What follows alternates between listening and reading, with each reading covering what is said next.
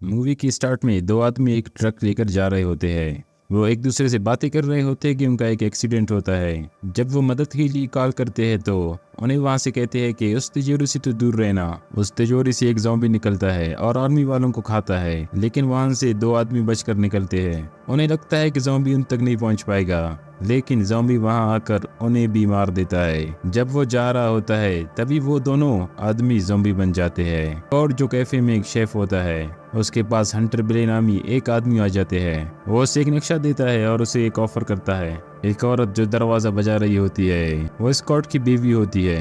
वो मजबूर होकर उसके सर में चाकू मार देता है क्योंकि वो भी ज़ॉम्बी बन चुकी होती है। इसी दौरान स्कॉट की आंख खुलती है। ये एक ख्वाब था। वो बहुत डरा होता है और हंटर बिले को फोन करता है और कहता है कि मुझे तुम्हारा काम मंजूर है। हंटर बिले से कहता है कि अपनी टीम बनाओ। फिर स्कॉट मारिया के पास जाता है और उसे उस काम के लिए कहता है। मारिया कहती है मैं तुम्हारा साथ दूंगी। फिर वो दोनों वैन रॉय के पास जाते हैं। स्कॉट उनसे कहता है कि एक काम है जिसमें रिस्क तो बहुत ज्यादा है और एक दिन के लिए 2 मिलियन मिलेंगे। वैन रॉय ये सुनकर मान जाता है। स्कॉट मारिया इसके बाद गुजमैन के पास जाते हैं और उसे $5 लाख में अपना साथी बनाते हैं। वो दोनों नक्शे जो हंटर बिले ने दिए होते हैं डॉक्टर के पास जाते हैं। उसे कहते हैं कि क्या तुम ये तिजोरी खोल सकते हो, इसके बदले तुम्हें $2.5 लाख मिलेंगे। डॉक्टर कहता है कि मुझसे पूछ रहे हो। वो हंसने लगता है।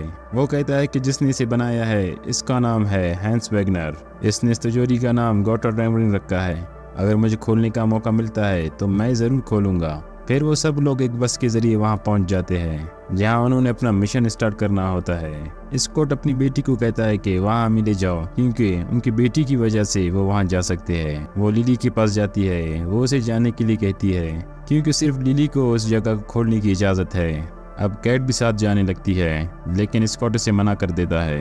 कैट नाराज होता है तो स्कॉट कहता है कि तुम एक शर्त पर अंदर जा सकती हो, तुम सिर्फ मेरे साथ ही रहोगी। फिर वो सब लोग गेट ओपन करके अंदर जाते हैं। वो वहाँ पर बहुत सारे ज़ॉम्बीज़ देखते हैं। वहाँ एक शेर को भी देखती है जो पूरा ज़ॉम्बी बन चुका होता है। लिली पुलिस वाले की गन निकालकर उसे शूट करती है और उसे बांध देती है। फिर वहाँ पर 2 ज़ॉम्बी आकर उसे ले जाते हैं। स्कॉट अपनी टीम के साथ अंदर जाता है। उन्हें ज़ॉम्बीज़ के दरमियान से गुजरकर अंदर जाना होता है। जब वो वहाँ से गुजर रहे होते हैं कि किसी का टांग लगने की वजह से वो बर्तन गिर जाते हैं। बर्तन की आवाज़ से सारे ज़ॉम्बीज़ जाग जाते हैं और चैम्बर्स किसी को चाकू से तो किसी को बंदूक से मारने लगती है और टीम के सभी लोगों के सामने ज़ॉम्बीज़ आ जाते हैं। वो ज़ॉम्बीज़ को मारते जाते हैं, लेकिन मार्टिन चैम्बर्स को अंदर बंद कर देता है। मिकी जब मार्टिन से पूछता है तो मार्टिन उसे कुछ नहीं बताता। तभी चैम्बर्स खिड़की तोड़कर वहां से बाहर आ जाती है। सभी ज़ॉम्बीज़ उसके पास आ जाते हैं। वो उनसे लड़ने की बहुत कोशिश करती है। वो मिकी को जाने का कहती है क्योंकि अब वो ज़ॉम्बीज़ से नहीं बच सकती।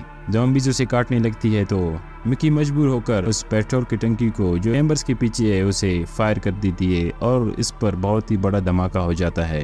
तो इसके बाद स्कॉट की टीम दूसरी बिल्डिंग में पहुंच जाता है। सब लोग प्लान के मुताबिक अपनी अपनी जगहों पर चले जाते हैं। डैटर और वैन रॉय जब जा रहे होते हैं तो एक ज़ॉम्बी डैटर पर हमला कर देता है, लेकिन वैन रॉय उसे गोली मार देता है। इस तरह वैन रॉय के पीछे जो ज़ॉम्बी आते हैं वैन रॉय को पता नहीं होता। डैटर उसे मार देता है।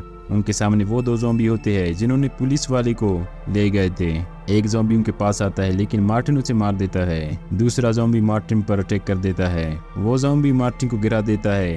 तभी लिली उस पर गोली चला देती है और वो मर जाता है। मार्टिन ज़ॉम्बी के गले में एक रस्सी डाल देता है और उसका गला धड़ से अलग कर देता है और इसको अपने पास रख देता है। ज़ॉम्बीज़ का राजा ये सब देख लेता है। डैटर और वैन रॉय उस तिजोरी के पास होते हैं, लेकिन वहाँ पर लाशें देखकर उन्हें पता चलता है कि यहाँ पर बहुत सारे जाले हैं। वो एक ज़ॉम्बी को लाते हैं और उसका हाथ काटकर उस तिजोरी के सामने फेंक देते हैं और देखते हैं कि क्या होता है। जब ज़ॉम्बी उस हाथ के पास जाता है तो उसे बहुत सारी सुइयां लगती है। जब वो आगे जाता है तो उस पर दोनों साइडों से फायरिंग होती है। वो आगे जाकर दरवाजे के सामने फंस जाता है। मैरिन के अलावा वो सब लोग उस तिजोरी के पास आते हैं और हेलीकॉप्टर के पास होती है। उसे चलाने की कोशिश करती है क्योंकि ये हेलीकॉप्टर बहुत ही ज्यादा पुराना है।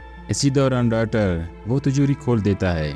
सब लोग बहुत ही ज्यादा खुश होते हैं। वो बैगों में पैसों को भरने लगते हैं। जब वो वहां से जाने लगते हैं तो देखते हैं कि कैट वहां पर मौजूद नहीं है। ज़ॉम्बीज़ का राजा अपनी बीवी की लाश को लेकर चला जाता है। राजा को बहुत ही ज्यादा गुस्सा आता है। वो जाकर उसका पेट काट देता है और उसके अंदर एक बच्चा होता है। वो और ज़्यादा गुस्से में होता है और गुर्राने लगता है और वो सारे ज़ॉम्बीज़ गुस्से में बाहर आ जाते हैं। स्कॉट अपनी बेटी कैट को ढूंढने लगता है। मारिया उसे कहती है कि मैं तुम्हें अकेला नहीं छोड़ूंगी। वो लिफ्ट के सामने बातें कर रहे होते हैं। जब लिफ्ट खुलती है तो वहाँ पर बहुत सारे ज़ॉम्बीज़ होते हैं। एक ज़ॉम्बी मारिया की गर्दन को पकड़कर मोड़ लेता है और वो टूट जाती है। इसके बाद वो सारे ज़ॉम्बीज़ स्कॉट पर हमला करने लगते हैं। इधर ज़ॉम्बीज़ और स्कॉट की खूब लड़ाई होती है। दूसरी तरफ मार्टिन और लिली बाहर जाने लगते हैं, लेकिन मार्टिन उस दरवाजे को लॉक कर देता है। फिर उसके बाद आर्टर और वैन रॉय को हम देखते हैं। उनके पास ज़ॉम्बीज़ का राजा आ जाता है। वो दोनों उस पर गोलियां चलाते हैं, लेकिन राजा भी कोई कच्चा खिलाड़ी नहीं है। वो गोलियों को डॉज करता है। फिर इन दोनों की गोलियां खत्म हो जाती है। ज़ॉम्बी राजा उनकी तरफ आता है। पहले तो वैन रॉय इसका मुकाबला कर देता है, लेकिन बाद में वो भी कमज़ोर पड़ता है।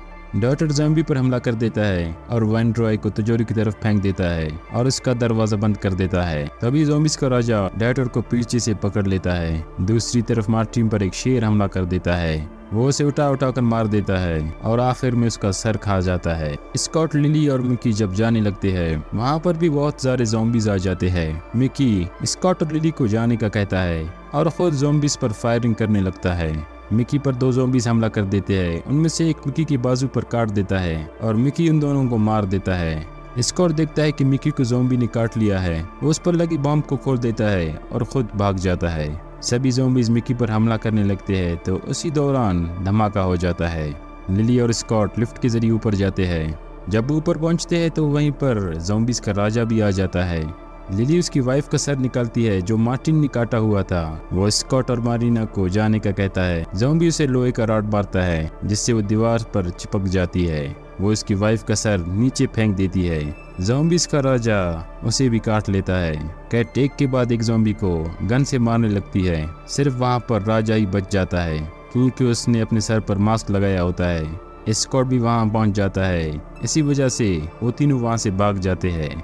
अब स्कॉट की और राजा की लड़ाई होती है, लेकिन वहाँ पर अचानक से एक धमाका हो जाता है। स्कॉट भी बचकर ऊपर जाता है, लेकिन वहाँ आकर देखते हैं कि मेरीना हेलीकॉप्टर ले गई है, लेकिन मेरीना वापस आ जाती है। वो हेलीकॉप्टर से जाने लगते हैं कि वहाँ पर ज़ॉम्बीज़ का राजा आ जाता है, क्योंकि राजा कोई कच्चा खिलाड़ी नहीं है। वो हेलीकॉप्टर में छलांग लगा देता है। स्कॉट उसे शूट करने लगता है कि वो गोली हेलीकॉप्टर के पायलट मेरीना को लगती है।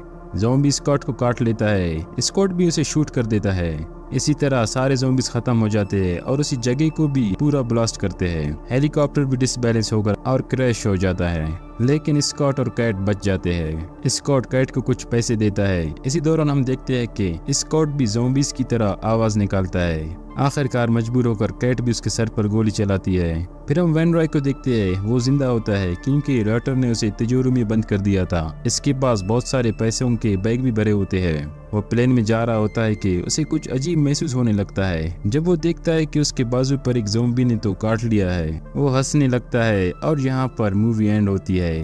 तो दोस्तों हमें बताएं ये मूवी आप लोगों को कैसी लगी। हमारे चैनल को सब्सक्राइब करना मत भूलिएगा। Thank you, bye bye.